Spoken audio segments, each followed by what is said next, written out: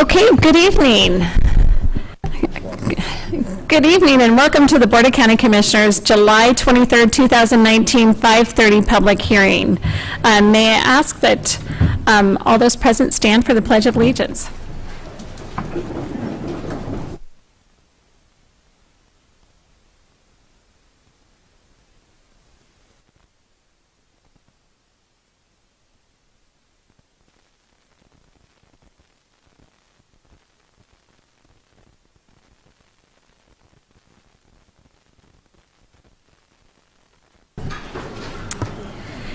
Thank you. So let the record reflect that all three Board of County Commissioners are present at this evening's hearing. And before I begin, I would like to go over some ground rules. First, I ask that everyone turn down their cell phones or other devices to vibrate so that way it doesn't disturb any of the speakers or members of the audience. Second, if anyone wishes to testify on any of the hearing items on tonight's agenda, please make sure that you've filled out a yellow form so that we have the record of that. Slips are up here or outside the, right there? Okay. I have several already, so most people have, but please just, and if you have them filled out, and just bring them up to the clerk of the board, and then we'll make sure you get in line. Also with the public forums, it's a 3-minute, and Commissioner French is going to be the timer for me tonight, so everyone's testimony is limited to 3 minutes. So with that, I am going to start our first open public forum. So I will now open the open public forum for anyone who wishes to testify on any item at this point in time. And so I do have 2 people that have already signed up to testify at the open public forum. So I will first call Tyrone Astorino. If you would come up and, do I need to state his name? And if you could state your name and address for the record. My name is Tyrone Astorino. Somebody needs to turn the mic yeah. on. There you go. My name is Tyrone Astorino. I live at 1803 West Pacific Avenue in Spokane, Washington, 99201. Thank you. You can just, it'll stay on now for you. So, I'll just, life imprisonment is scary. Many people are unaware of forever restriction. As young as this rule of law reform is critical to the use and education of our cities, states, and this country. This extreme discipline strikes fear and intimidation to their individuals, whether American or non-negative restitution. Can there be a program benefiting the justice and education a person receives, creates a learning prevention to harsh realities with more understanding and an educational awe? And I'm speaking on behalf of the 3 strikes life imprisonment. My idea was to ask to someone start this conversation in the future, maybe with a 3 strikes prevention reform program.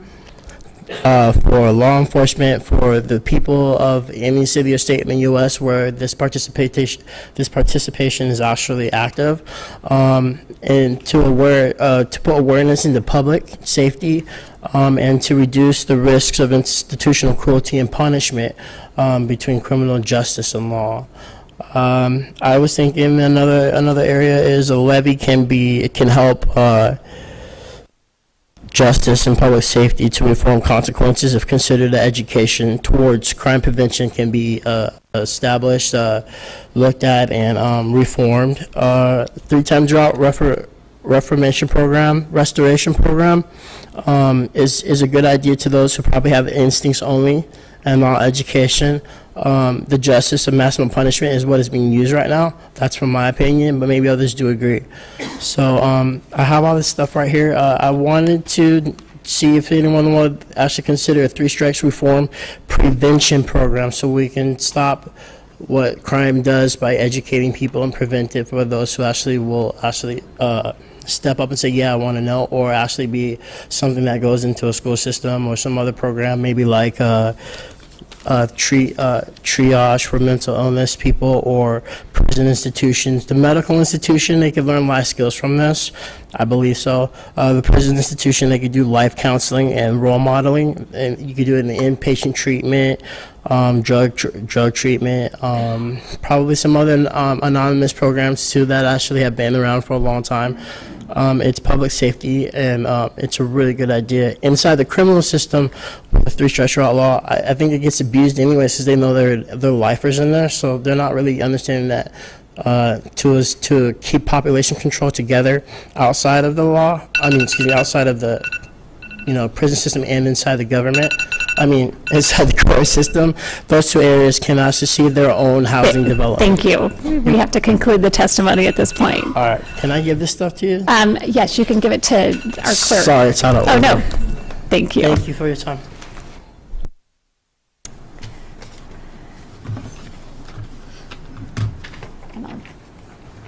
Thank you, and then we'll put that in the record. Thank you.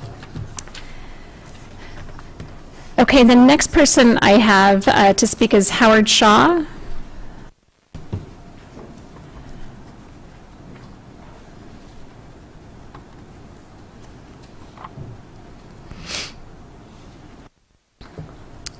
And Howard, if you'd state your name and address for the record. Howard Shaw. I live at 3006 West Prairie Breeze Avenue, Spokane, Washington. And I got my ballot in the mail, and I just was kind of surprised to read I had a application for 1% increase for criminal justice reform on the ballot. They're asking for taxpayers to pay more money for that. And being new to the area, I really didn't know too much about it, but I'm learning quite a bit as I do some research on our neighborhood. We live up there in Prairie Breeze, where we've gone from 38 houses now to 132, and it's mostly families and with kids, because we have the school right across the street. And what we're seeing is a large increase in traffic, because they're putting a roundabout in down at Strom Road, and that's a city project, but it's driven all the traffic into our neighborhood, because coming up the hill or out of the hill, that's Prairie Breeze seems to be the access. So what we're looking at is a 25-mile speed limit, but we have had 184 cars in 1 hour come down that street. And we've asked for presence of some type of sheriff or some police activity, just to come out a couple days a week and maybe have a presence. And what we found out, or I found out and do some research, is over the past 10 years, apparently the sheriffs have been cut back from 15 deputies in the streets to 4 for the entire county. And I really question, with the growth in the county and with some of the homeless problems we're having with increased crime, how that could be justified in today's world. But it asks for money from a taxpayer for justice, criminal justice reform, when in fact what we really need is some boots on the street in numbers, so that we can control not only traffic, but some of the crime and the stuff that's going on in the neighborhoods. I understand four deputies in this county, it's huge. They have a big area to cover, and I can see why response times are very low, and I can see why it's hard to get any action, even though they're doing their best, I'm sure. But 4 people to cover that county doesn't make any sense. So I guess my appeal to you is, obviously the public's going to vote on this, and my question would be to the public and to you is, does it make sense to put money in criminal justice, or can we hire a few more boots on the ground with the growth to control the populace and the issues that are going on with growth, and protect the citizens? And that's what I'm asking for to have considered. Thank you. Thank you very much. I'm probably going to seek to have someone from the sheriff's office give you a call so that we can talk about the numbers, because I think we have more than 4 deputies. And what's on the ballot is actually a renewal, so that is already part of the sales tax that's going on, and so we're just asking for a renewal of that. It's not additional sales tax. That's my concern, is why we're renewing it really isn't working. Criminal justice has a lot of work, but we need actually some control. Just a sec, I'll finish. So in that, just to clarify, so about $6 million is what that generates right now for us. So if it wasn't to get renewed, that would be a big reduction in our criminal justice system, which a lot of that would hit the sheriff's office.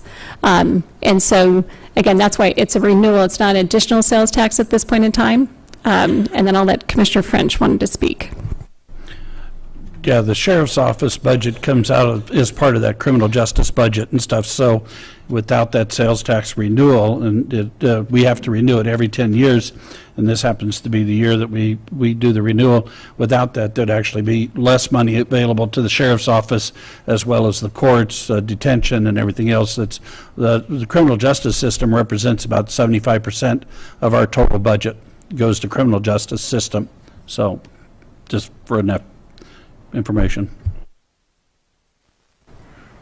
Okay, so those are the two people that I had wanting to speak at this point in time, and so I'll do a second call for anyone wanting to speak at this open public forum.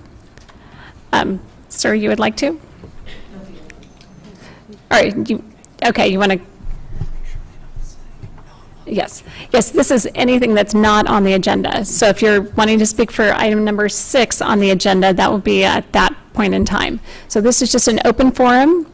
So seeing nobody else, third and final call for anyone to speak at this open public forum. I will close the open public forum at this point in time. We will have another one at the end of the meeting. And then, where's my... So item number 4 on today's agenda has been stricken. There was a Scribner's error, and so that has been removed from the agenda. Is that correct? Chad, I'm looking to you. I'm sorry. Oh, no problem. Chad Coles, County Engineer. The request this evening is for the board to strike that from the agenda. Because of a Scribner's error, we'll bring it back to the board after re-advertising. Okay, and then we'll have a public hearing at that point in time. Absolutely. So there'll be no public hearing on item number 4 tonight. Not tonight. Thank you. Thank you. Okay, so then we have hearing number 5 in the matter of revising Spokane County Traffic Code number 46.44.041. Do we have a presentation on that?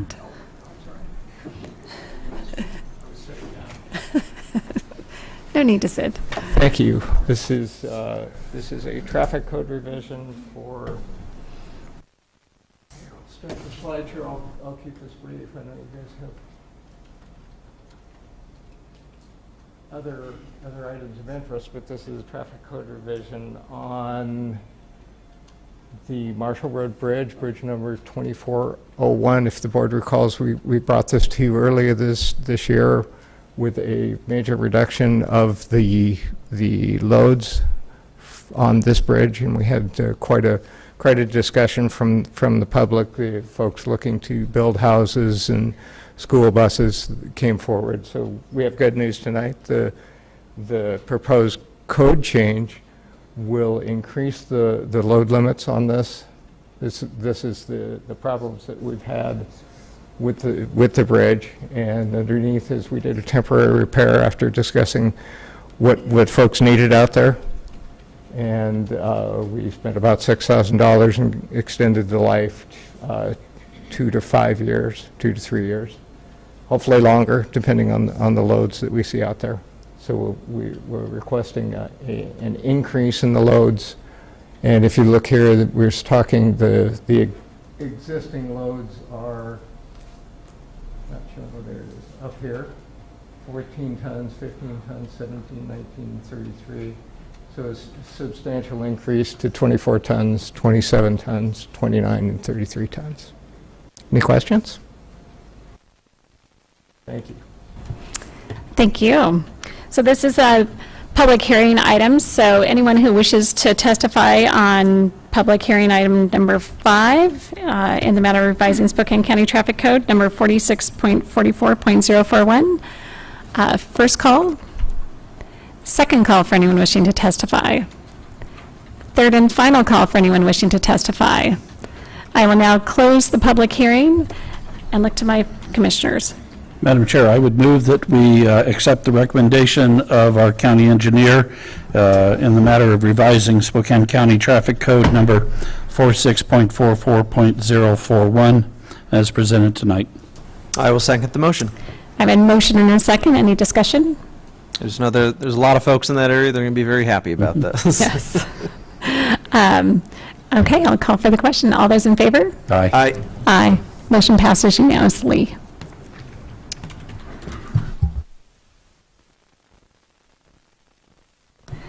Okay, so that will bring us to item number 6 on today's agenda.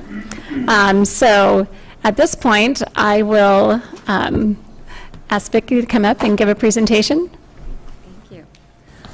All right, well, good evening, and thank you. Do I need, for the record, to announce my name and address as well? Okay. Just your name and title. Okay. I'm Vicki Carter, Director of the Spokane Conservation District, and I'd like to thank the Board of County Commissioners and the staff over the last several months that I've been working with on this issue, as well as for the opportunity tonight to come out and speak and hopefully provide some more information to the constituents of Spokane County. Our intent tonight is to request renewal and replacement of our local special assessment, which was passed in 1991, and to replace that with a system of rates and charges, which would in effect be January 2020 through December of 2029. Rates and charges will enable us to continue to protect our working lands in Spokane County, as well as improve our water quality and soil health, enhance our wildlife habitat, and to increase our public education opportunities. Before I get into the rates and charges issue, I want to just do a 2-minute lesson on conservation history, just for those that may be not familiar with it. But we were really born out of the Dust Bowl era back in the 30s, of course, and what they call the Black Blizzard made its way to Washington, D.C. in April of 1935, and at that time, Congress then established what was called the SES, the Soil Erosion Service, which then transformed into the Soil Conservation Service, and today is known as the Natural Resource Conservation Service, which is a federal agency and one that we consider a sister agency to us on the federal level. In 1939, the state of Washington was given its powers to enact local conservation districts, and so our RCW, our authorizing law, is RCW 8908, and from there in 1941, Spokane County established their very first conservation district. From 1941 to 1973, there were 4 districts that operated in Spokane County total, and then in 1974 they consolidated back down to 1. From 73 to 83, they operated on a very volunteer basis with no employees, and in 1983 they hired their very first employee, who happens to be in the audience tonight, Jim Armstrong. So I just wanted to acknowledge him. He'd been with the district and retired after 33 years of service. Oh, there you are. You were over there earlier. So I'm just grateful to see Jim here tonight. I think a lot of you actually know Jim. So what do we have in Spokane County? We have, of course, our diverse and beautiful landscape of 1.1 million acres, or actually a little bit more than that, consisting of 500 miles of rivers, streams, and other tributaries, 68 lakes. We're just approaching that 500,000 mark of our citizenry. 1 conservation district is what we operate today, and that is the Spokane Conservation District, governed by a board of 5 board of supervisors. 3 of those positions are elected, and 2 are appointed by our state Conservation Commission housed over in Olympia. Within the Spokane Conservation District, we operate most of our programs and our projects out of our own 6 departments: water resources, which we work a lot with the Spokane County folks as well, soil science and soil health, forestry and urban forestry, production ag, which includes large tract and small acreage, environmental education, and district operations. So this is a list of just some of the services and benefits that we provide, and I'm not going to read through the whole list, but I think what was important to note here is that we do operate on a voluntary basis. We are non-regulatory, non-enforcement, so we work with our landowners and users to protect, improve, and enhance our natural resources while sustaining our vital agricultural community. But this is just a small list of the things that we do and the things that we provide to our community. So this brings us to really why we're here tonight, and that is to talk about moving from a local assessment or a special assessment to rates and charges. And again, just a little history. Back in 1991, our Board of County Commissioners were very forward-thinking and recognized the need to have locally led conservation, which meant having those local dollars to be able to do that. And that group of county commissioners, along with our Board of Supervisors and this first employee, Jim Armstrong, wrote that initial legislation for the state of Washington. So Spokane County was actually the very first county in Washington state to have a special local assessment. In 1998, we were authorized by the Board of County Commissioners to increase that to a $5 per parcel rate, along with the 10 cents per acre and 5 cents per acre. And that's where it's remained until, and that's where it is today. So we have not had a change to date. In 2014, we reauthorized our assessment, and we changed to a classification system, a land use classification system. And that's because at that time, the legislature was already in the works with new legislation about moving to a rates and charges system, and I'll explain that a little bit more in just a few minutes. So we prepared for that, knowing that that was coming. So today I'm coming to you with a request to move to that rates and charges, but we really have already done the work to classify those lands. And this is what that looks like. So in order for us to move to rates and charges, we needed to have a system that would differentiate our land types and our uses. And as part of that, in 1998 or right around there, we worked with the Spokane County and with the USDA Natural Resource Services, and we did a complete soil survey, a re-soil survey, and that hadn't been done. I think the last one prior to that was 1958. So we redid all of the soil types. So we were able to use that information and then build the soil class system. So if we look at our rates and charges now, we've built it off this, and this is the class 1 soils, which are your, according to the soil survey, your soil classifications 1 through 4. Those would be your highest and most valuable soils and land. And then class 2, which is a little bit less, 5 cents per acre, plus the parcel charge. Those are your class types 5 through 8. And then class 3, and this would be for the assessment rolls, would be any of those properties or lands that would be exempt or have a $0 value. And I'm going to leave it at that, but if we need to come back to that, if there's any questions about that, we can. So why change to rates and charges? And again, this is about land differentiation and knowing that different types of lands and different soils and different natural resources need different conservation work. So assessments typically showed a special or specific benefit to their assessed property. Well, rates and charges really recognizes the many indirect benefits of our conservation work in addition to those specific and special benefits. So that's really what we were going for here, is to be able to be more encompassing and involving. So as we've proposed it, and as I've met with the Board of County Commissioners several times now, we're looking at approximately 190,000 eligible parcels in Spokane County. So that rates and charges would increase to $10 per parcel from $5 where it is today. The land classification system would remain in effect for those class 1 and class 2. And so if you look at this as a total, rates and charges increase, the $5 increase would amount to 42 cents per month per parcel.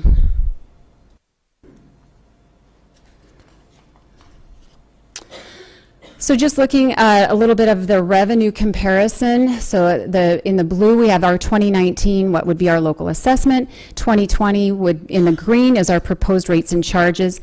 By and large, if you just, the last 3 bars stay relatively the same, so I'm not going to address those unless there's a question, but the assessment rates and charges shows the differentiation, and that's the additional parcels plus the additional revenue from the $5 increase. And then you also notice under our grants and awards, we have less of that in 2020, the blue, which would be our grants and awards, and those are funding cycles that go through the state or through the feds that we apply for. We don't always get them, and so we already know that we didn't get one of our larger grants. So what would that buy? We're projecting that $650,000 of the increased amount would support existing programs, which includes our voluntary stewardship program, our small acreage program, our Vets on the Farm program, livestock and land, our Hangman Creek riparian work, which that will never end. I think we're going to see that one up there for a while, our fish passage program, and our commodity buffer program. And again, those dollars are all estimates based on staffing and operational expense.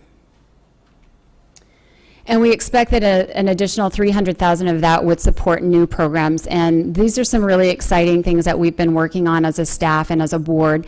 Expanding the North Spokane area septic and sewer program,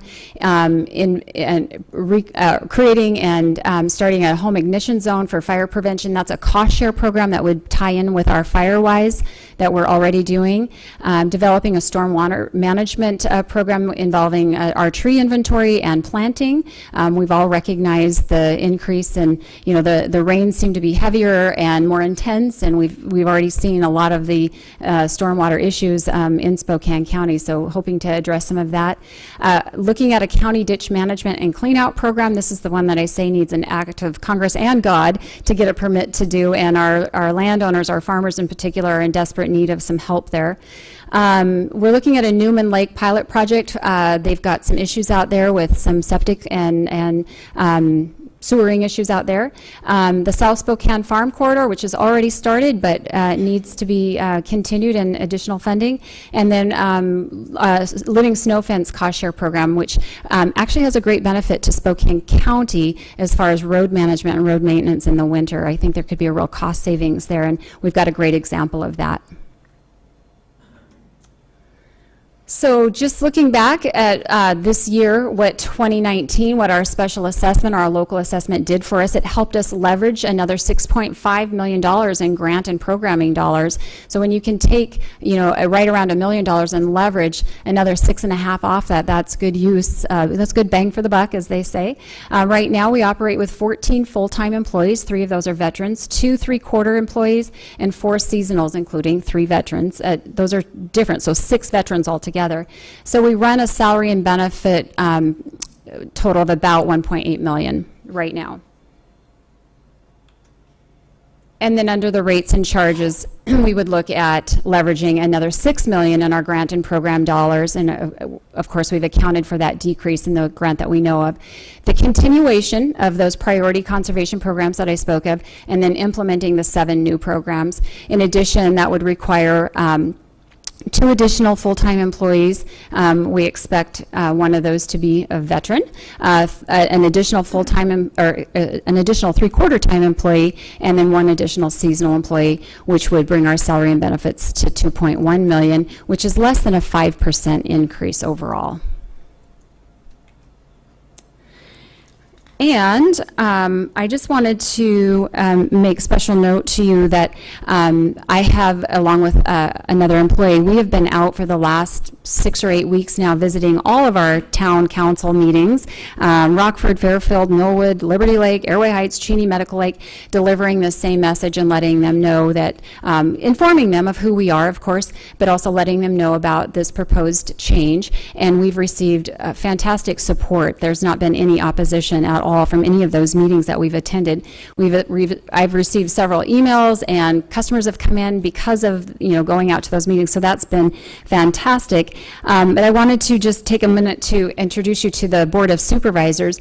Jerry Sheely, who is here tonight, and I think is going to provide some testimony. He's been on our board now for 27 years. Randy James is encroaching on, I believe he's right at 20 years. Jackie Schrager's probably around that 15-year mark. Tom Miller's right under 10, and Wendy Knopp, I think, is in her 4th year. And then I serve as the director, and I have been with the Spokane Conservation District for 29 years myself.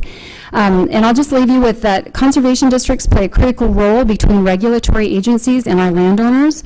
We provide voluntary options that are economically viable and environmentally sound, helping our landowners to be good stewards of their land and the natural resources that we all enjoy in Spokane County. Thanks. Thank you very much. Appreciate your testimony or informing us. So before I open this up to the public forum, I do want to say that it was brought to our attention that the attachment was not online. And so the commissioners, it is our feeling, and I'll wait till after we're done for the commissioners to make the motion, but that all the notices were done properly. And so tonight, it's our intent that we would leave the record open for additional written testimony only, which must be received by the clerk of the board by Friday, July 26th at 4 p.m.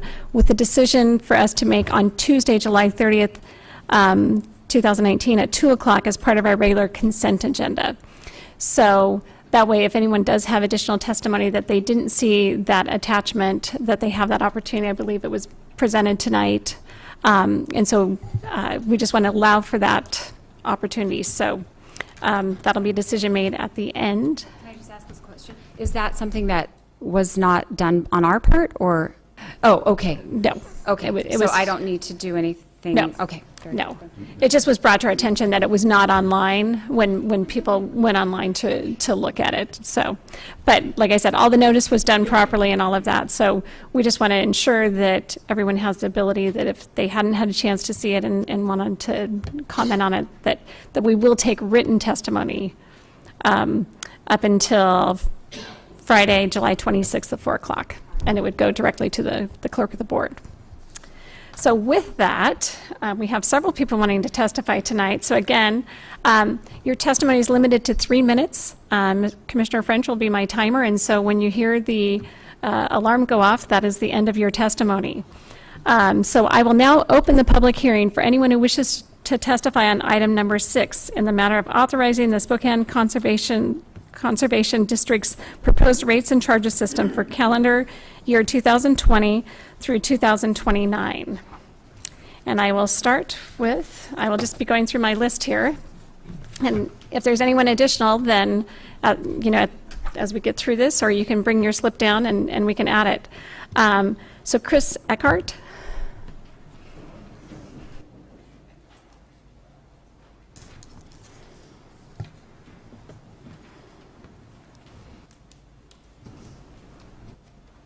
And again, just please state your name and address for the record. My name's Chris Eckhart, and address 22824 North Monroe Road, Deer Park, Washington, 99006. Okay. I've had a chance to work with the Spokane Conservation District here. I'm a farmer in North Spokane County, and I represent about 2,000 acres of farmland up there. We farm primarily small grains, wheat, canola, barley, oats, and I'm a 4th generation farmer here.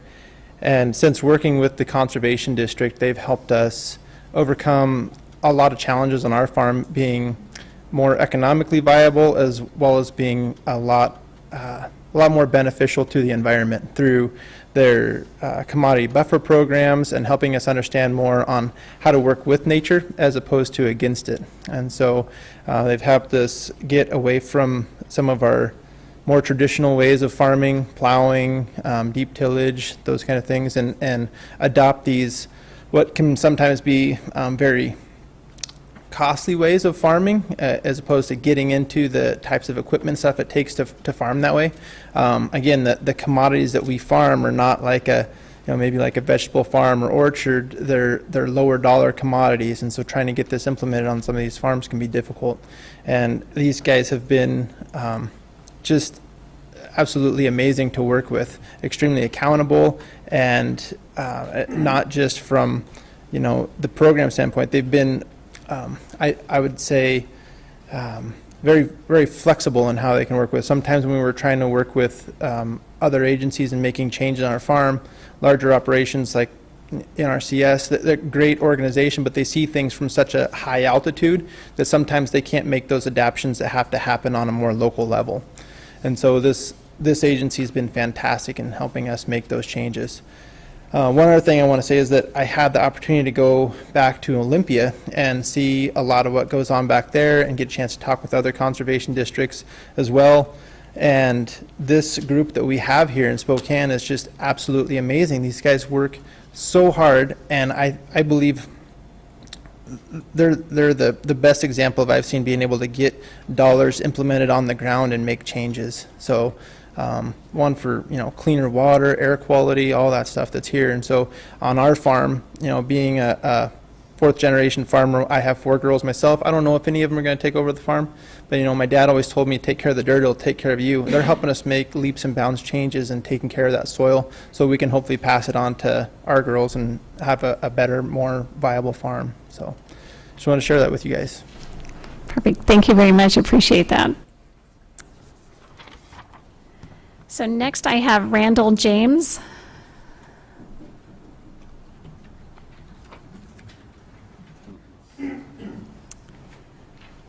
please state your name and address for the record? Yes, Randall James, 12215 South Uyghur Road, Valley Forge, Washington. Thank you. Lifelong county resident, born and raised here. Live out in the countryside now. I've been a supervisor, as Vicki said. It's going on close to 20 years now. And I've noticed that the district has this wonderful reputation, but it's kind of two-phased. We're reactive, and we have to be, when big slides slide down into the water or whatever, and we have to react to that and assist landowners now. Fires, some of our big fires have gone through, but also highly proactive. There's a wonderful team of people that are constantly learning, constantly being out on the edge, taking risks.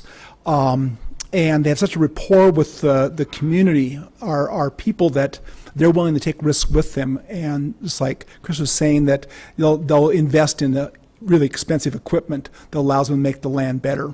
Isn't that? And if you would let me, I've got a letter I like to read from one of my neighbors. So this is to the Spokane Board of, I need to put my glasses on.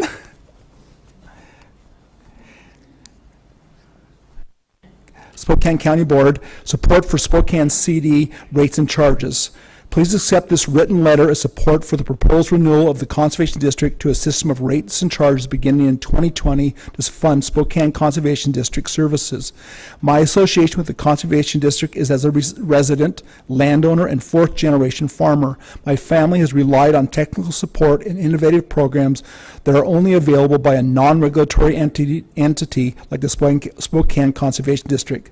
The services and programs offered by SCD allow us to be good stewards of our land and make the best decisions possible to maintain our viability in agriculture while protecting our soil health and water quality. We are supportive of the rates and charges proposal and hope that the Board of County Commissioners will approve it as proposed. Please accept this written testimony as support. Randy and Lisa Ettman Brothers Farms, 12602 South Bel Air Road, Valley Forge, Washington, 99036. And thank you. Thank you. And yet, we'll have you hand that to the clerk for putting into the record. And thank you for your service on the board. Okay, the next person I have is Angel Spell.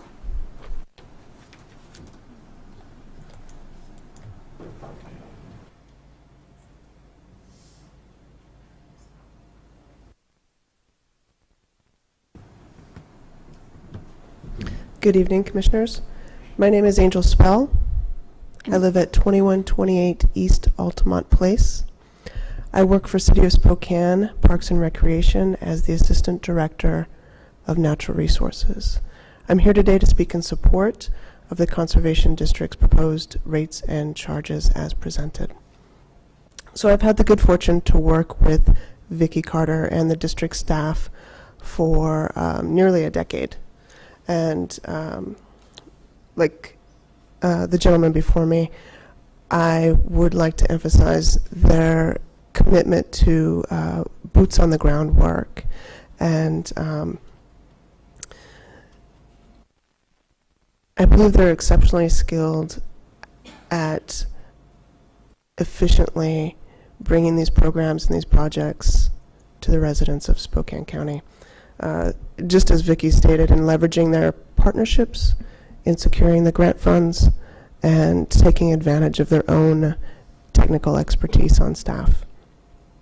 Just a few of the programs and projects that I've worked with the Conservation District on. I'm gonna list those off for you. There is Firewise and Forest Stewardship Assessments, Urban Forestry Technical Assistance, Water Conservation through Smartscape and Xeriscape, Stormwater Management and Green Infrastructure, Garden Springs Creek and Hangman Creek Riparian Restoration, Food Forests and Community Gardens, Tree School and Tree and Landscape Professional Conference, Right Tree, Right Place, and Tree City, USA. So regularly, my office at the city receives calls from the public requesting assistance that we are jurisdictionally unable to provide. And we refer them frequently to the district to take care of those questions, those concerns, and those needs, and they do so very effectively, quickly, and efficiently.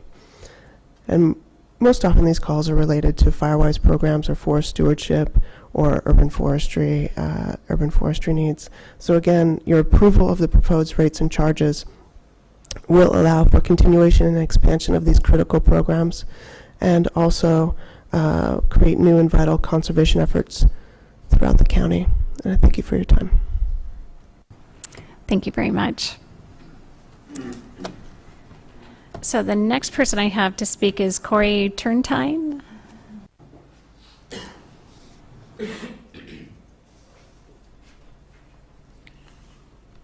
Corey Turntine. I reside at 1630 North Hall Boulevard, Liberty Lake, Washington. So I'm here just to express my support for the proposed rates and charges also. I first came to know the district through my auditing experience with the state auditor's office. Through my 8 years of working with the state auditor, I had the chance to audit the district twice. And it's just a great district. They, you know, with as far as the reputation they have with the farming community and the other natural resource agencies, it's the same when we're, as auditors, we're assigned to the conservation district. It was like, this is a good audit. It's a fun audit just to, you know, learn about the different programs and stuff like that, and great people to work with. And so both of the audits that I worked on were clean audits. We found that the funds were appropriately used. Internal controls were in place to safeguard public funds, and that compliance was that there was compliance with all of the state laws, regulations, internal policies, and procedures. And so I loved auditing the district so much that I had the opportunity to apply for a position. I've been there now for 5 years, and it's been great. Thank you. Very good. Thank you very much. So next we have Joe Schneider.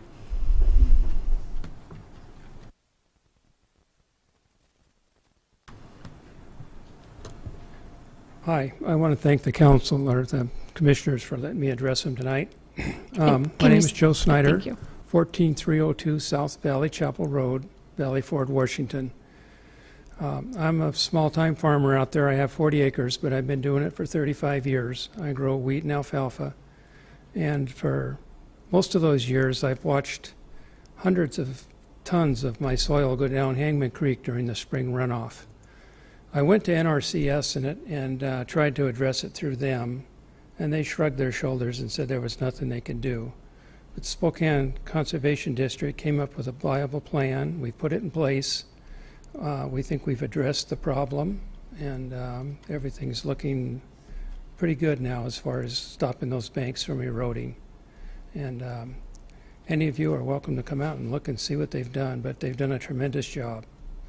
We're also putting in place a commodity buffer, which I think is going to help with erosion. So I just want to say they're a great bunch of people to work with, and they do a good job. Thank you. Great. Thank you very much. So next we have James Armstrong. I'll defer. Okay. You don't want to speak at all? Okay. Thank you. Next we have Melissa Percy.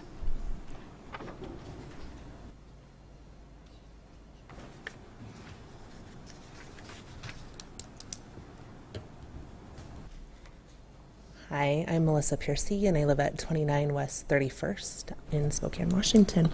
And I am an educator for Spokane Public Schools, and for the last 8 years, I've got to work with Stacy at the Spokane Conservation District, and I just wanted to give a little testimony of how wonderful it has been just for me as a teacher through the PD that I've received through the Spokane Conservation District, and then the benefits of my students. And so one of the grants that we get is the Trout in the Classroom, and so in January we get 150 little red band trout eggs, and the kids just fall in love with them.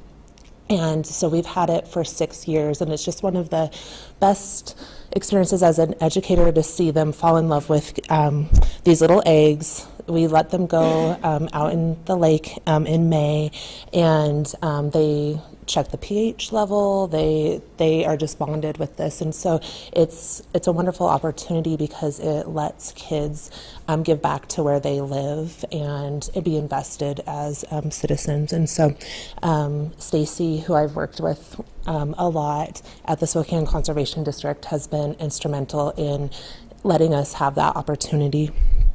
One thing that I've noticed with the kids is kids that may not have come to school come to check these eggs out. They come and they check the pH level, the air in the water, and so it's really cool to watch tough kids care about these little fry, like these little fish. And so, but again, that wouldn't have happened without the Spokane Conservation District and especially Stacy's support. With that, we also have the vermiculture.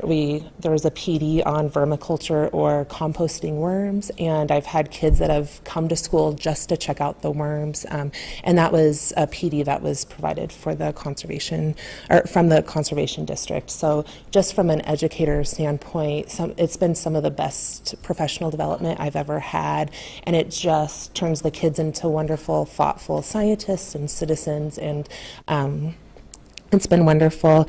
Stacy, I just can't say enough about wonderful things about her. I'll call her up, hey, I'm thinking about this field trip. What do you think? She sets up community partners. She's like, yeah, I can come out and run this station. And so I was just trying to calculate while I was listening to everybody. It's like she just herself and working with her has affected over 1,000 students just in the last 7-8 years. So that's pretty profound, especially as we're looking toward the future. So I just wanted to say I just can't say enough great things about the Spokane Conservation District and how they've impacted me as a teacher and a citizen, and then also my students. There you go. I do have pictures. I didn't know if you wanted to see them or not, but of them releasing the trap. If you want to put it into the record, you can, or do you want to keep them? I have copies. It's kind of, you get to see, like when you see kids like actually doing it, but it's. So I would say, yeah, put it in the record. Thank you very much. Let's see. Next we have Randall Hagan.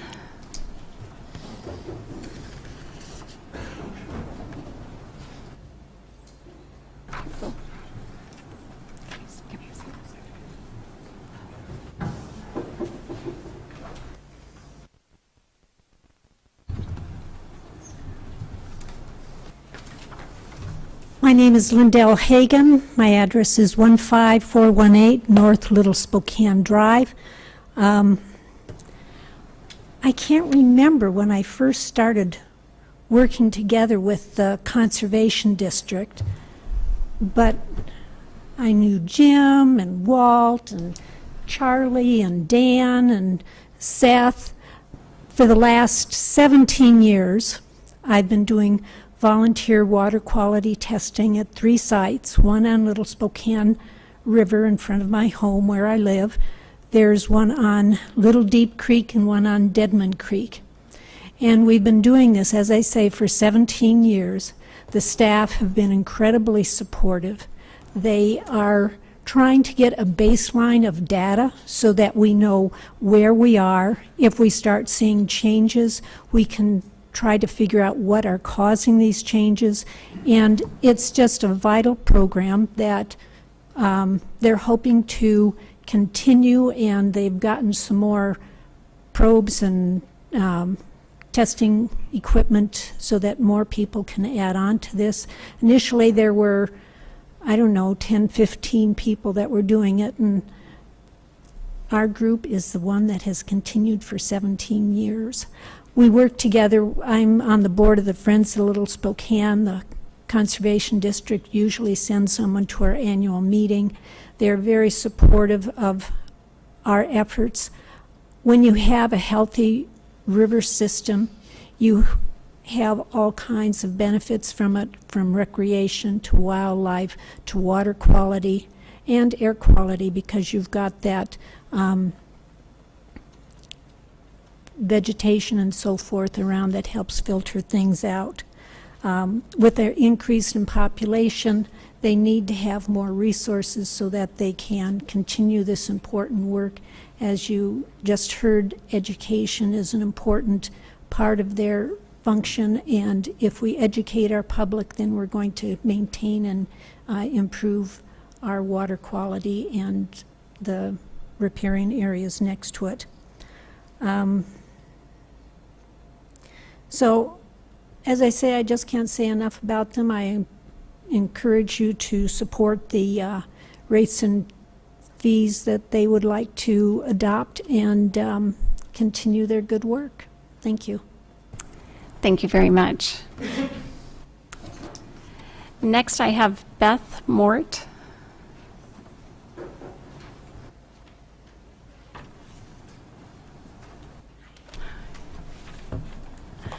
My name is Beth Mort. I live at 6130 East Jamison Road in Spokane, 99223. And I have worked with the Spokane Conservation District for over a decade in various capacities, just starting with my own property and my own landscape, and as simple as getting my soil tested. I own and operate two small businesses. One is a little tiny micro flower farm called Snapdragon Flower Farm, and the other business is a garden design business called Zinnia Designs, and I help people grow more food mostly in their landscapes. I push a lot of my clients and family and friends to the services of the Spokane Conservation District as well. They've been invaluable in helping on the garden design side, helping my clients gain the confidence and have education opportunities so that they can become more informed and make decisions about the actions that they should take on their own property. And that's a really big deal, because usually that seems to be the biggest obstacle for people to make decisions about the forest health in their soil health, or if you have got a 40-acre parcel and you have no idea how to take care of weeds before you even start growing food. And then on the farming side, I've had the opportunity to help spearhead a small local flower farming market that we sell to wholesale buyers, and it's the Inland Northwest Flower Farmer Market, and that market is hosted by the Spokane Conservation District and is really loud. It's a free space for us to sell our flowers, and has really put a spotlight on the resurgence of flower growing in our area. So it's incredibly helpful for the new flower farmers that have come up in around Spokane. And I'm also on the South Spokane Farm Corridor group, and that has been an awesome way to just collaborate with other farmers and work together and be able to collectively promote our products to the Spokane area and let them know that there's local food being produced right in their backyard, literally. So I also have a letter, if it's permissible, from a neighboring farm that I'd like to read, if I can. Is that, I have 50 seconds? Okay.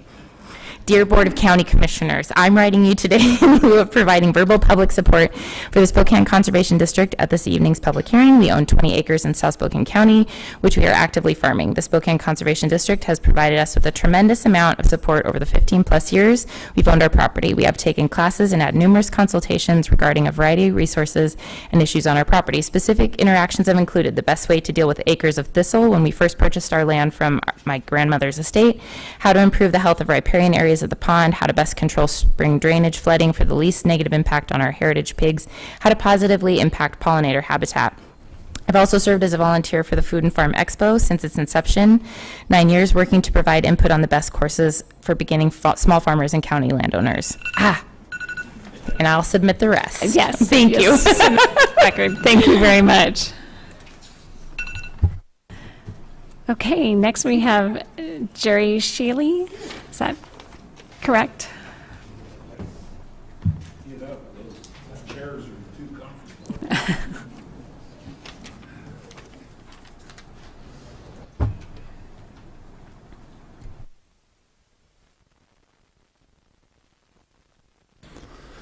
Hi, I'm Jerry Shealy. I live at 5421 East 16th Avenue, Spokane Valley, 99212. And I'm here in support of making this change to the rates and charges. I am the chairman of the Spokane Conservation District Board of Supervisors. As Vicki said, I've been around a while. So I'm a retired farmer from the southern part of the county. I was born and raised around Waverly. And through those 44 years of farming, I had a lot of projects with the Conservation District, with Soil Conservation Service, with NRCS. So I just wanted to highlight one project that was kind of fun and special, but Vicki already mentioned it on her slide. It's the living snow fence. I'm the one that's responsible for that, and I'll give you a little bit of background. In 92, 93, we had a real tough winter. My home farm was on Prairie View Road, just up the hill from Waverly, and that's notorious for drifting snow. That cut was so packed full of snow, the county road equipment couldn't handle it anymore. They had to find a rotary snow blower to come in, blow the snow back onto my field, which where it came from. So after that, a couple of years after that, I talked with Al Hassan, the forester at the Spokane Conservation District, and talked about planting a living windbreak or a snow fence. And so he came out, we staked it off, and I think it's probably close to a half mile of snow fence, and it really wasn't too much to maintain over the years. But as you remember, this February, the amount of snow we had, I started hearing all the road closures in the southern part of the county. I knew exactly what was going on there. So the first chance I got, I went down and took a look to see how the snow fence performed, and I could not believe it. As soon as I got close to the start of the snow fence, there was virtually no snow on the highway. Thank you. And it's, I think it saved the county road department thousands of dollars just in that short time. Yes. So, thank you, and, right. and thank you for your service on the board. Thank you. So next I have John Jessup.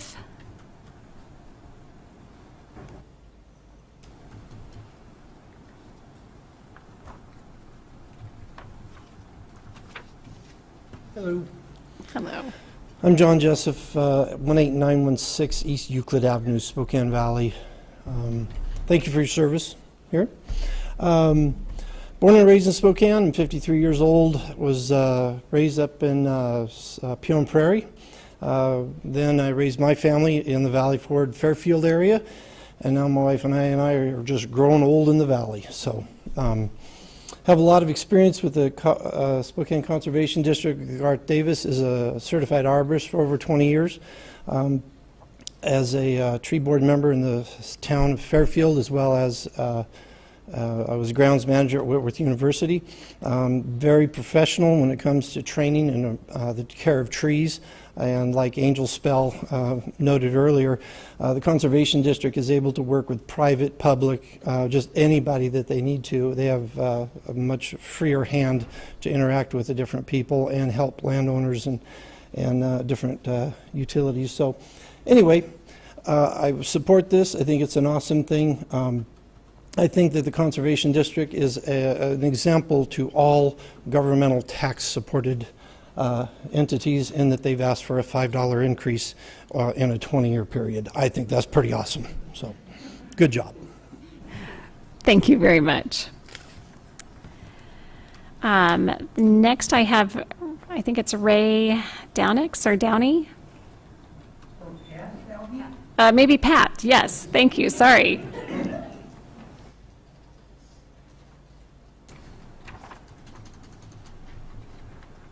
My name is Pat Downey. I live at 615 East Martingale Court, Spokane, 99224. I live in the Bridlewood Planned Unit Development on Hangman Creek in the city of Spokane. Bridlewood is a 64 home planned unit development, and I was the past president for the last 3 years. Bridlewood probably is the largest private landowner in the city of Spokane on Hangman Creek. And we have a heavily forested section of the creek with everything from old growth ponderosa pine to river hawthorn and such. And the Conservation District has been really a marvelous resource for us in protecting our shoreline along Latah Creek with what would be proper plantings, how to take care of the woods and the shoreline. And then in addition to that, through the Firewise program, they've been just a fantastic resource for Bridlewood. A few years ago, through one of the programs with Garth Davis, they came in and removed the fuel for fires that's along the floor of the forest by going up and limbing the ponderosas so that it reduced the risk of fire in our development. Right across from us is the hillside that goes up to Manitou, and that's heavily wooded. So in protecting our homes and our development and our private property, the district has really been a marvelous resource for us. And we're in favor of the proposed rates and charges and the continued funding for the district. Again, it's just been a great resource for our homeowners association. Thank you. Thank you very much. So now I feel like I'm going to say all these names wrong. Dwayne. Thank you. Dwayne Z. I'll let you say your name.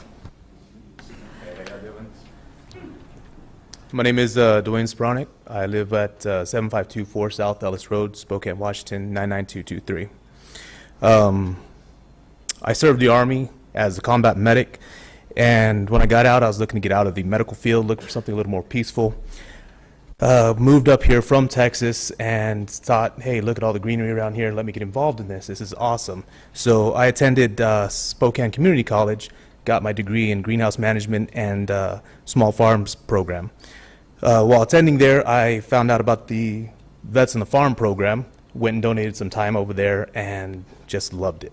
I found that I could find some purpose in producing something wholesome and good for my community, and it just took off. I found a lot of happiness in that, and I found my mental center while I was there, something I didn't think was going to actually happen again. So it was really nice, and since then I've really connected with my community in this vegetable farming program, and I've reestablished a bond with some of my brothers and sisters at the program, which is, again, moving away from my unit, away from my home. That's something that was big for me.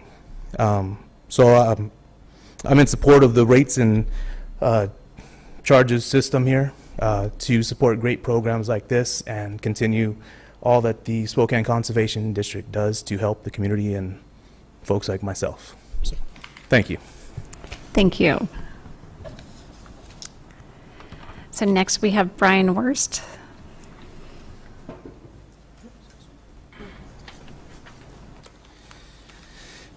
Good evening, Brian Wurst, 3322 Southeastern Road, Spokane, Washington, 99223, resident of Spokane County. I'm here with multiple capacities, same black eye, multiple capacities.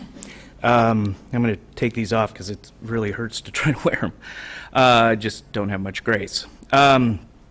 First and foremost, the one thing I want to emphasize is the programs that you've heard that Vicki presented and the programs that you've heard folks talk about tonight, those are all provided by a non-regulatory agency. I think that's important. If you look at RCW 8908, which governs the conservation districts, it's a very service-oriented chapter of the RCW, very rare.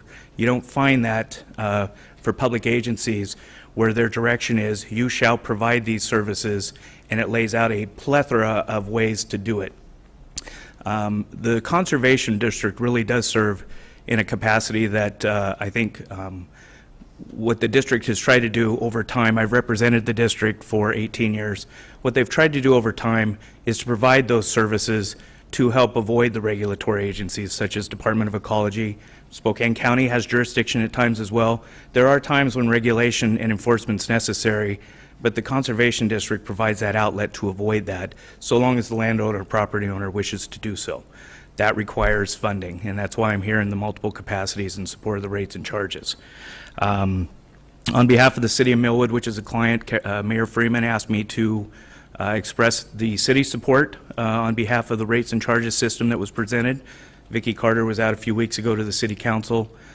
We had probably a good 15 or 20-minute discussion with citizens, just an open forum session, talking about the programs that could be provided by the Conservation District, which they have done over the years. The arborist has been to the city multiple times, was instrumental in starting the Tree City USA program in Millwood for them as well. In my own capacity, I'm I live in the Glen Rose community. I will tell you that there are a number of community members up there that have relied on the Firewise program.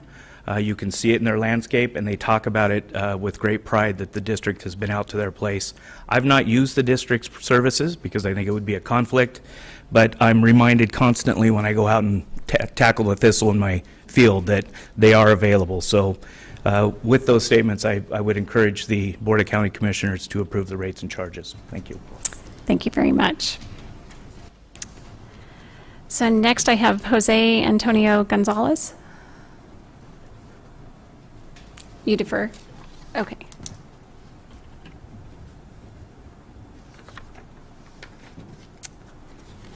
Okay, with that, next is Cynthia Zapataki.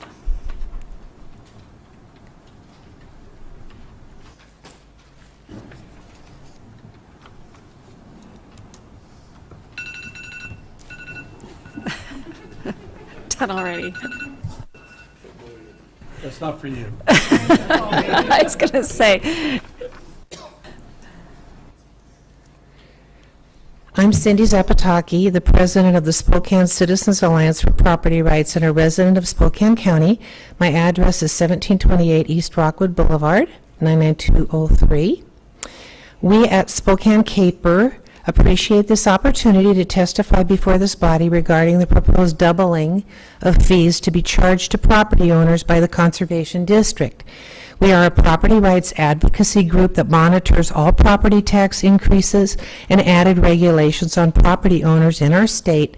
And as you all know from headlines in the Spokesman Review, this year's legislature raised taxes in unprecedented amounts.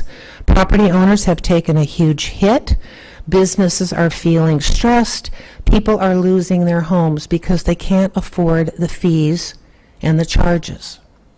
And our hero, Tim Eyman, has proven state taxpayers are resisting rapidly expanding government when it comes to tax increases and costs to citizens. They want accountability.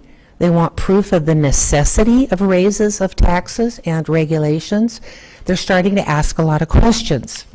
It has been a surprise to us that this fee increase is being proposed by the Conservation District, which appears to be doing a good job. We've been working hard to analyze information regarding this increase, but we have questions. What are these increased funds to be used for specifically? Have property owners asked for this massive expansion of services?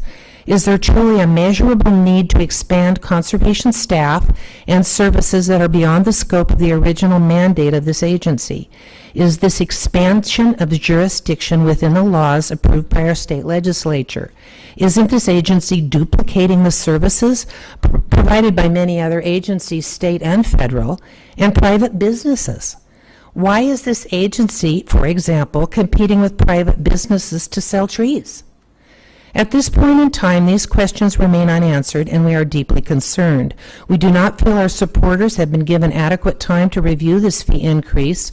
We feel that another hearing that would be more widely publicized is needed, and we're asking you to hold another hearing before you vote. Many people have talked about this issue or asking questions. These are some of what we've heard. What is the constitutional oversight of this agency? How are these directors chosen? Has there been a formal state auditing of this agency's funds and management recently, as required by law? If there has not been a formal state audit of this agency done recently, we request that it be done immediately. Has there been adequate citizen input received and reviewed by this agency to justify the changes being made? May we receive copies of this testimony? What are the legal parameters of this agency's responsibilities under law? We look forward to answers from this agency in writing, made widely available to citizens. Thank you. Thank you.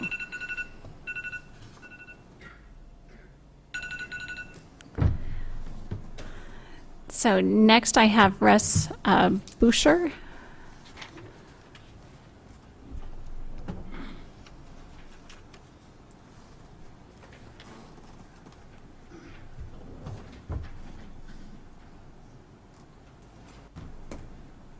My name's Russ Boucher. I live at 10 North Harmony Road, Spokane Valley, Washington. I've worked with the Conservation District for over 10 years, and in that time, I've used them for resources for replanting trees and mostly worked with Barry T for helping low-income residents get financing for sewer and septic systems. Barry has helped many of my people move forward in these kinds of projects when so many clients did not know how to get the financing, were unable to qualify. I can't say enough good things about the Conservation District and what they do for our community. And it had always been such a professionally run organization for me and for my clients. I look forward to working with them for many years in the future. Thank you. Thank you. So next I have Josh Riddle.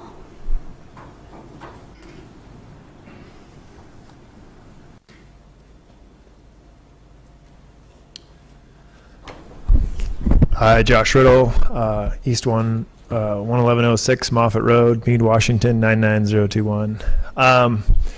I kind of look around the room, I've heard all these stories, and I see you guys up here, and this has been a new experience this whole year. I did go to Olympia with Chris this year and Vicky and watch the process of lobbying for money, sharing our story, what our farm's done. I'm a fourth-generation farmer. My grandfather was on the board with these guys, has been heavily involved for years, whether it's tree planting, human education. So we used to have all the third graders in Spokane come out to our farm. These guys helped volunteer, gave their time, and educating kids. And what I'm finding right now when I got the call is, hey, what's going on? I've worked with these guys for the last few years, getting to do cutting edge farming.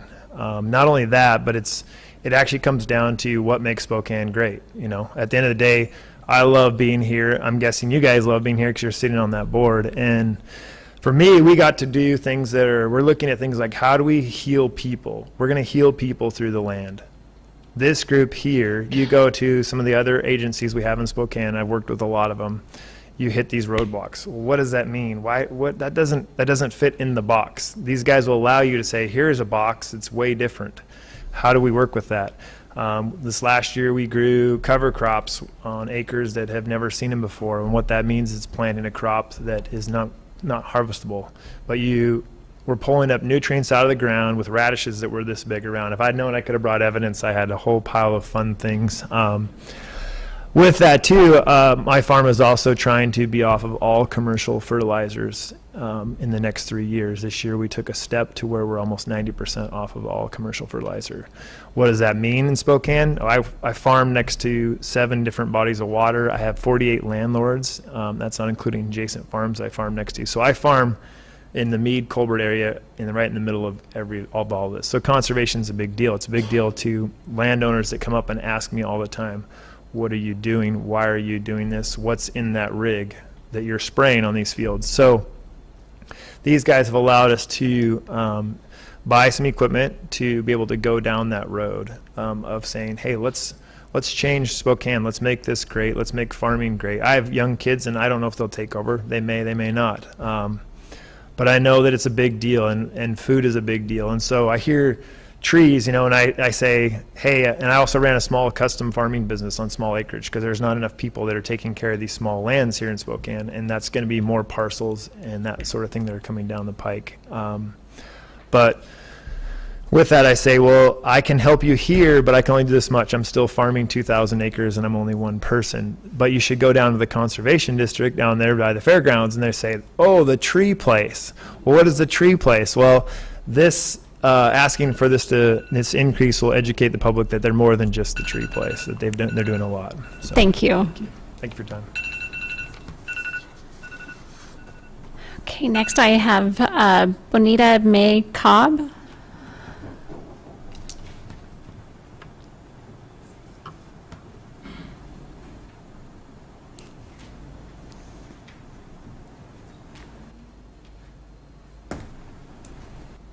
Hello, my name is Bonita Cobb, 14304 North Samak Lane, 9 Mile Falls, Washington. I'm here representing myself as a landowner, but also Spokane County Fire District 5. As a landowner, I can't even say SCD has come in and helped me with trees and just cattle.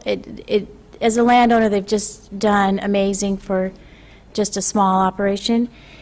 But as a fire department, we are the second lowest income in Spokane County for fire, and our revenue is pretty low.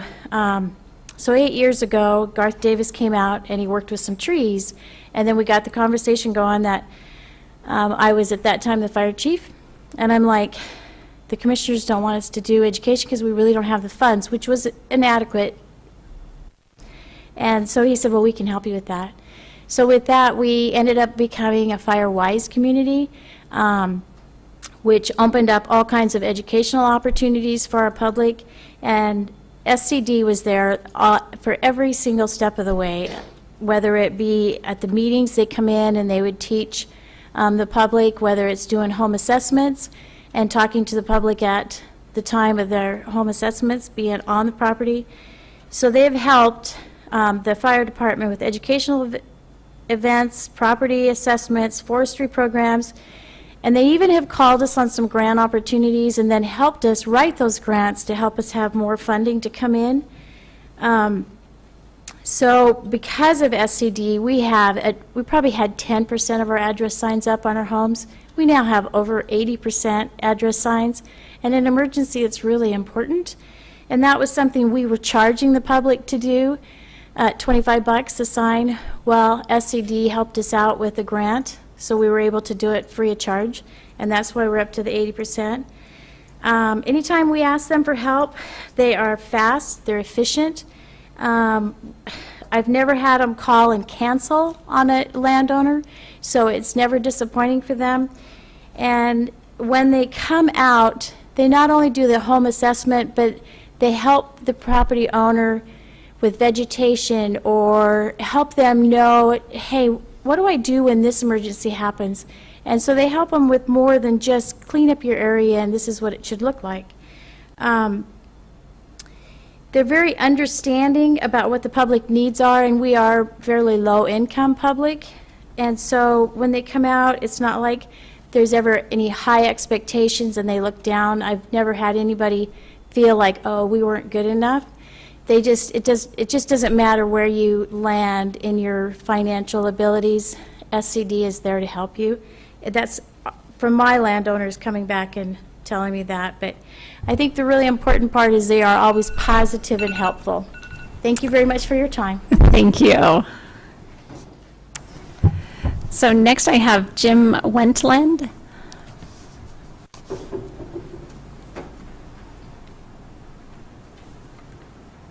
Good evening. Thank you for your time. I'm Jim Wentland, 3427 South Espanola Road, Medic Lake, Washington, 99022. I've been involved with the Spokane County Cattlemen for over 35 years, and some of the concerns are the raising of taxes. A lot of people out on the west side of town didn't even know about this meeting tonight. I understand Vicki went to the Medic Lake City Council. That doesn't help the people out in the country. But thank you for your time, Vicki. In America, I guess we still have the opportunity to have our own opinion, and I want to disagree with this. I oppose it until we can have some further hearing on it, so more people know about it, and I would call for a non-voting on it tonight. Thank you. Thank you. So next I have Gloria Clark.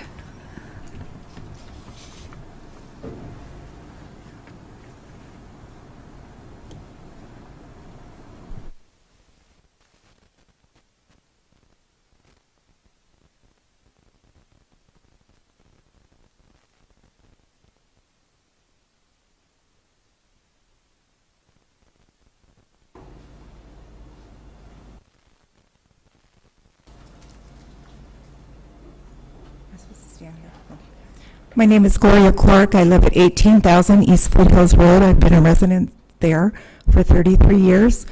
I was quite surprised when I opened up the document from the county on Friday, and today when I looked at it, I couldn't find attachment A, so I immediately called at 9 a.m. And your employees in the county are always so polite, I must say. And so they sent me the 28-page document. That's a lot of information to digest.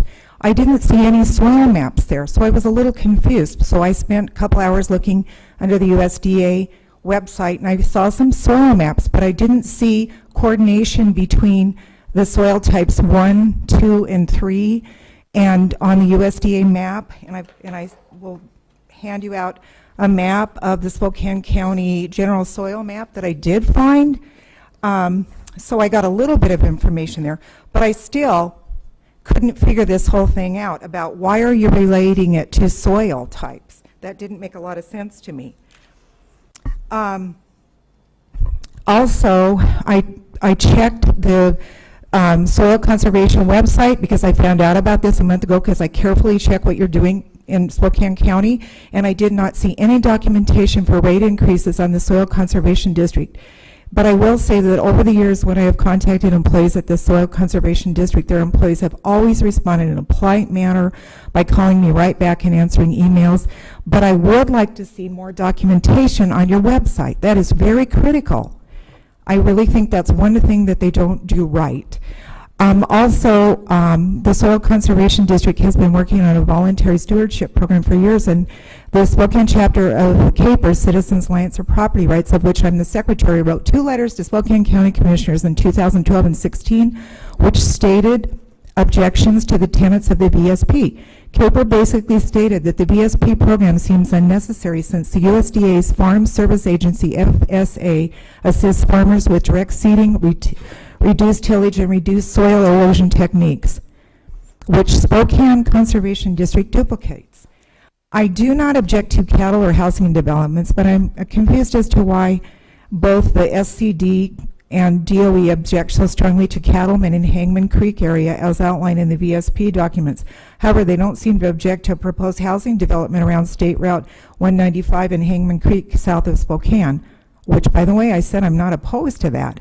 But you know what? There's room for cattle and developments. And I think, and I'm not impressed with you, with your, I object to your wildlife enhancement. My goodness, I've lived in the foothills. My son used to play out all day long as a kid. Now we've got cougars all over there.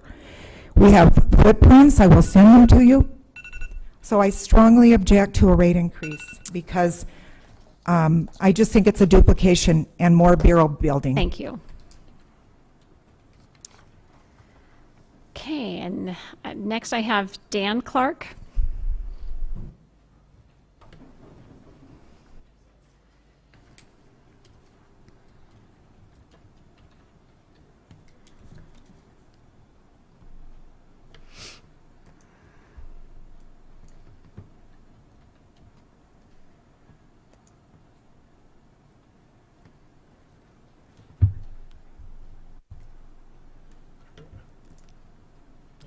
Hello, my name is Dan Clark. I live at East 18,000 Foothills Road in Spokane County. I'm opposed to this. This is a tax increase, and how much we just can't be taxing forever. We have to find limits to things. All these programs that have been mentioned tonight, they're wonderful programs. People have been involved with these, the Soil Conservation District, and they're just wonderful things, but this is money being taken away from homeless programs and road repairs and things that are necessary for our government, for our county to also accomplish. So I guess this also is it's a confusion of services. I know the Department of Ecology does a lot of this stuff. I'm not a public speaker, so I have a hard time. But the soil, and I worked for Al Hazen years ago as a logger. Al was a wonderful forester for the Soil Conservation District. So I'm not opposed to the group. I'm just saying, do we have the money for this? And I don't think we do, because it takes away from needed road repairs and hospitals, things like that. Thank you. Thank you very much. So Mr. Clark is the last person I have a yellow slip for. So is there anyone else?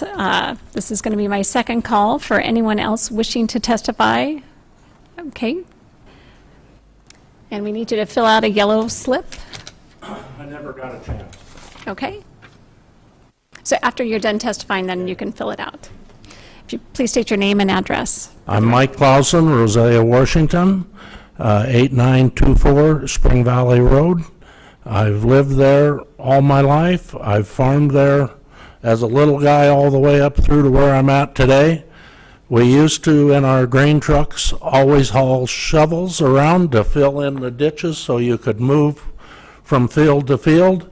Anyway, the shovels are getting rusty. The ditches are not there like they used to be. They used to be 2-3 feet high, deep, no longer. So some of the programs, I'm in support of it. Like I say, we've gained by leaps and bounds. What used to go into Hangman no longer does. So we've done some good over the last 40, 45 years, somewhere along the line, and I believe they're part of it. So that's all I've got to say. Thank you very much. And then if we can have you fill out a yellow slip, that would be great. Thank you.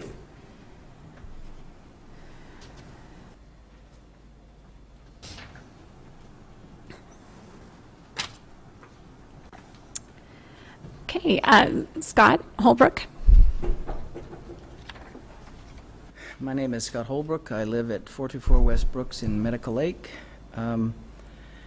I checked the square saying that I'm not in favor of this, but I kind of feel like I'm somewhere in the middle. It seems like a lot of people are here who benefit from this program, and very few taxpayers who are actually going to are not represented. So I would really like to know, what are the benefits to the taxpayer who are going to pay for this? And so I think there's a considerable amount of discussion that really needs to happen, and I'd like to see this tabled so that can happen. Thank you. Thank you very much. Okay, anyone else wishing to testify? Okay, so I said second call, so now this is going to be third and final call for anyone wishing to testify. No. Okay, so I am now going to close this public hearing.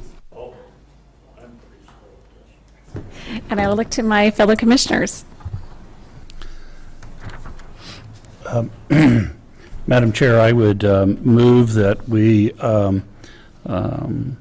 close the public hearing in terms of oral testimony for this evening, and that we leave the record open for written testimony until this Friday at 4 p.m., and that we, as a Board of County Commissioners, schedule this item for a 2 o'clock consent agenda item next Tuesday for consideration. Mr. French, 2 o'clock in the afternoon is a terrible time for anybody will second the motion. Okay, I have a motion and a second. Any discussion? All those in favor? Aye. Aye. Motion passes unanimously. Okay, so then that concludes. Oh, that. No, we have one more open public forum. No, he's got questions. Oh, Questions about the item.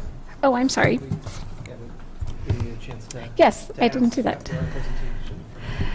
So, Vicki, if we have further questions, can you come up? Thank you. Sorry about that, Commissioner Kearns. No problem, no problem. Vicki, so I've done a little bit of research. Not every county has an assessment, is that correct? Correct, yes. How many have an assessment and how many don't? There are 45 districts across Washington State, and I believe at this time there are 18 that either have a local assessment or rates and charges system. Some of that is due simply to just the land mass. I'll take Ferry County, for instance. 76% of their land is federal land. Mhm. So there's such a small portion of that land that's actually private property owners. It's not something that would be feasible in that county. So, and other districts have different types of partnerships for more stable funding, if you will. But at this time, 18, I believe it's 18 that do have a local assessment or. So less than half to assess. Right. Mhm. And so how many of those are at $5?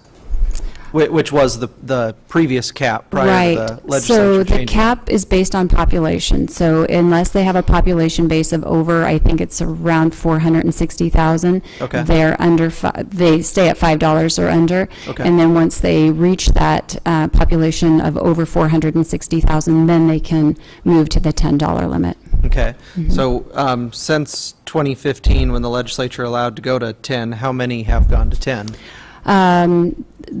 Right now, in fact, this week seems to be the week for assessments and rates and charges.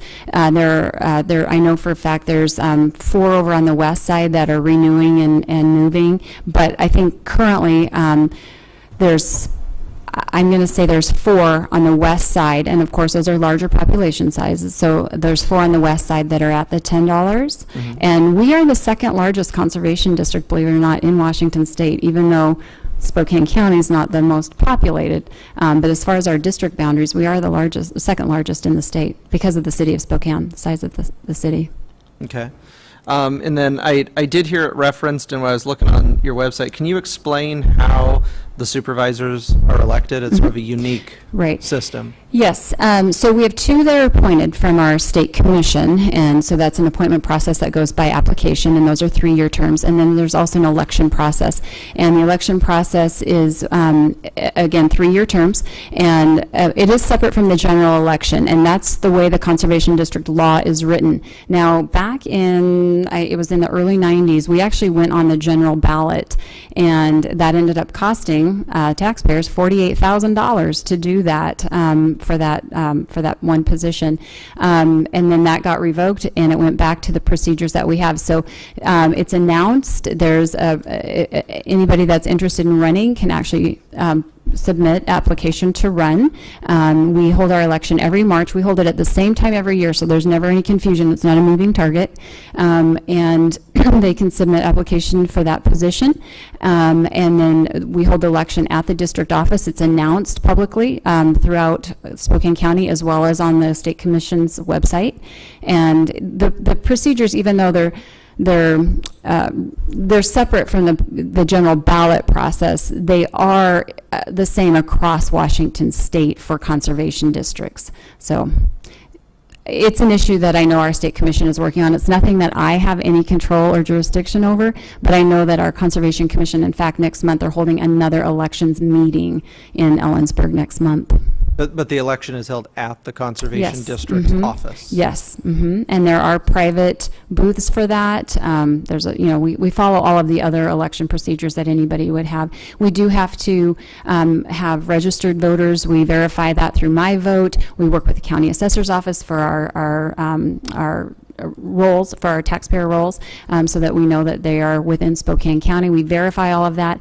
When a person petitions to run, we send that into the, they have to have signatures, a petition of 25 signatures or more, and that's sent through the assessor's office and verified. Each one of those people that sign that petition are also registered voters.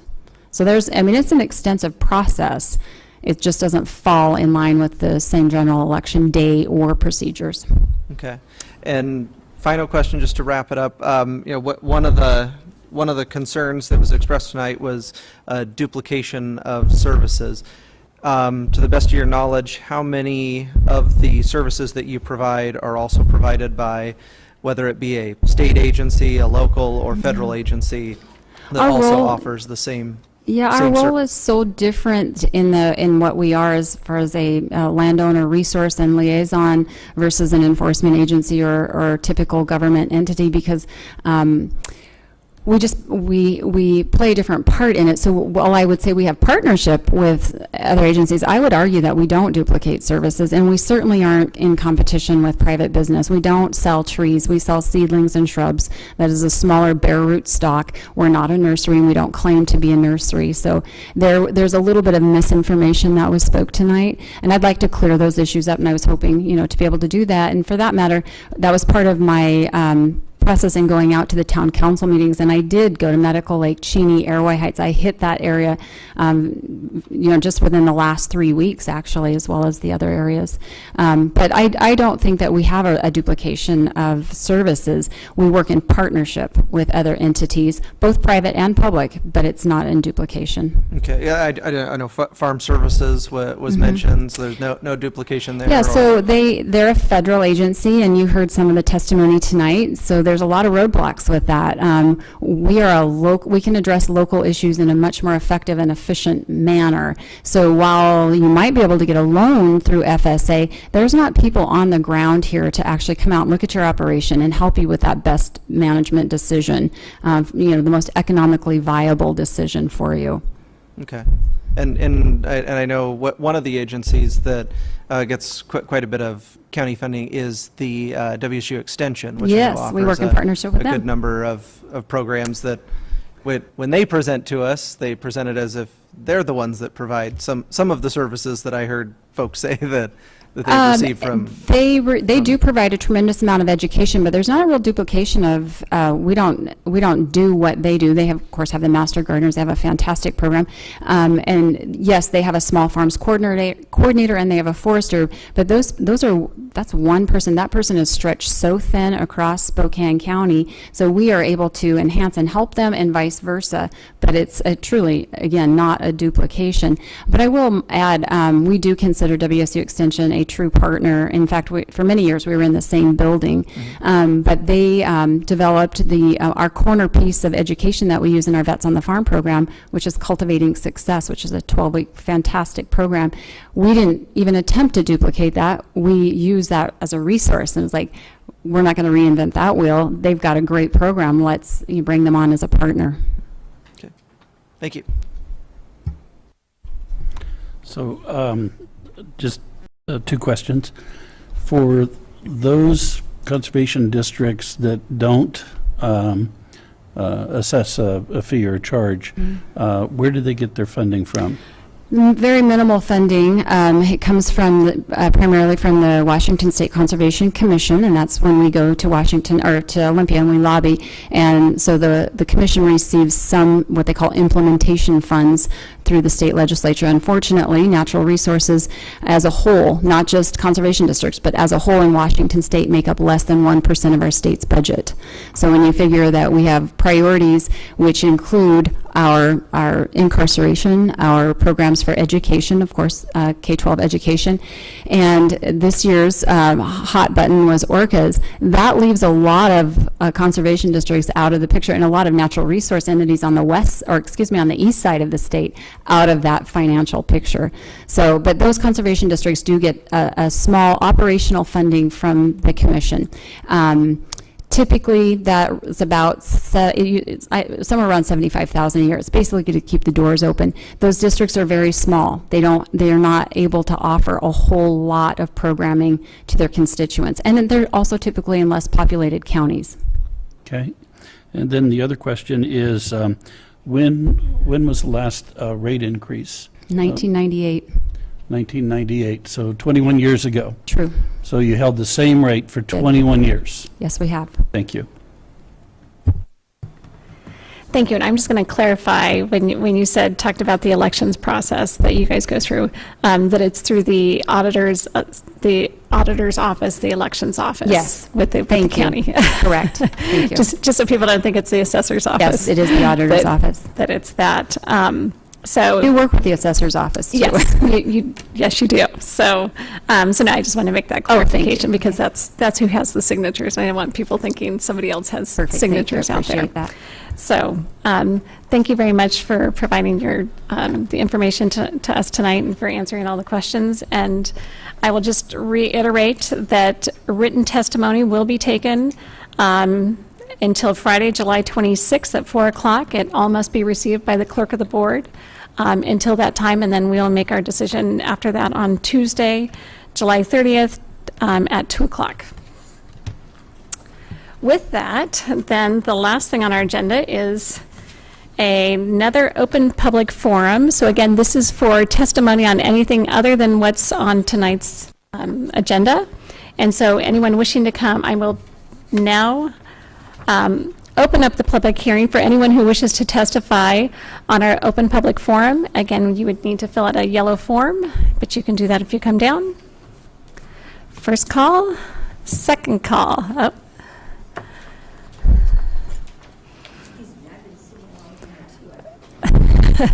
No problem. And you will need to fill out a yellow form afterwards, and we'll have 3 minutes. I'm Rosemary Schmidt at 4114 East Regina in Meade, Washington, 99021. My concern is the new road that's being built with grants along Hawthorne Road going on to Park Smith. I'm a bicyclist, an avid bicyclist, and frequently ride that area to go to North Point. And the traffic count has increased immeasurably, and we're faced with some very narrow areas of road work currently. So when I called up, I was really excited about the fact that the road was going to be improved along where Kaiser is, going underneath the new freeway, but it won't include the new area underneath the new freeway. Anyway, the point I'm trying to make is that there's a 250-foot gap in an area, a very important area of the road, that is a danger to anybody who bicycles there. That would include me, my family, anyone else. According to Public Works, it has to be, there's not enough money for that, but there is enough money to improve the road in front of Kaiser, which is currently not in use. And my point is that I think safety is more important at this point for the person who's riding that road. And it's a shared use road between cars and bicyclists. But have you ever tried to share the road with a car when you're on a bicycle? It's kind of tough. Usually the car comes out ahead. So I have pictures which I'd like to submit to you. Look at them. I don't need them back. It shows what I'm talking about, the dangerous areas that we have to ride in, the narrow part, which allows us absolutely no side areas to the side of the road in this 250-foot gap. In inquiring with the Public Works Department, they told me we can't even get signs that say that there are bicycles on the road. Nothing to improve the safety for the bicyclists. And like I said, we just can't really, there's just no competition with the car, okay? We're at the losing end of the battle. So that's about it. So I'll submit this? Yes, so thank you very much. So I'll have you submit that and fill out a yellow form. Okay. Looks like we have somebody coming down to testify. Yeah, it's on another subject. Okay.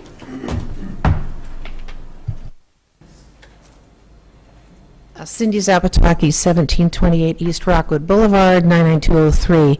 I want to address the subject of fees and taxes because I'm really concerned about a ticket I got, a county ticket, out in the valley. I was coming out of a driveway at a private business, and as I came out, I clicked my seatbelt, and the guy was right behind me. He was sitting there pulling people over, one coming out of that driveway. And I got a ticket, which I paid. But the ticket for it's a traffic violation, so it'll go on my record. It will probably raise my insurance rates, and it was for $136. So a person making $12 an hour has to work over 10 hours to pay off that ticket. I think it's excessive, and I think there are a lot of taxes and fees that are excessive. And when I talk about those things, I really take it seriously. I paid it. That's too high for the average person with a wage of $12 an hour. And we need to start looking at these taxes and fees that way. How long does it take a person, which some of my children, I have 4 sons, are making $12 an hour? That's a lot for a seatbelt violation. I would prefer that they would give people a warning the first time every year. If you had just warned me, and I always have my seatbelt, clicked. But I think they should receive a warning, and the second time you hit them with $136. I think it's too much. And I'm going to say that publicly. I paid it, I can afford it. But a lot of people can't afford these taxes and fees. So that's my comment. I can fill out another one? Yes, I think so. Thank you very much. Commissioner French? So, Mr. Driscoll, these kind of traffic violations and these fees and stuff like that, isn't, my understanding, those are set at the state level in terms of what the traffic tickets and things like that are? If it's a state offense, it would be other, if it's a county code, by the county code or by the city municipality. But something like a seatbelt violation and stuff, that's a state law? Okay, thank you. Okay. Third and final call for anyone wishing to testify. Seeing nobody jumping up at this point, I'm going to say that that closes our open public forum for tonight. With that, there are no other items on our agenda, and so I will adjourn our meeting. Thank you all very much.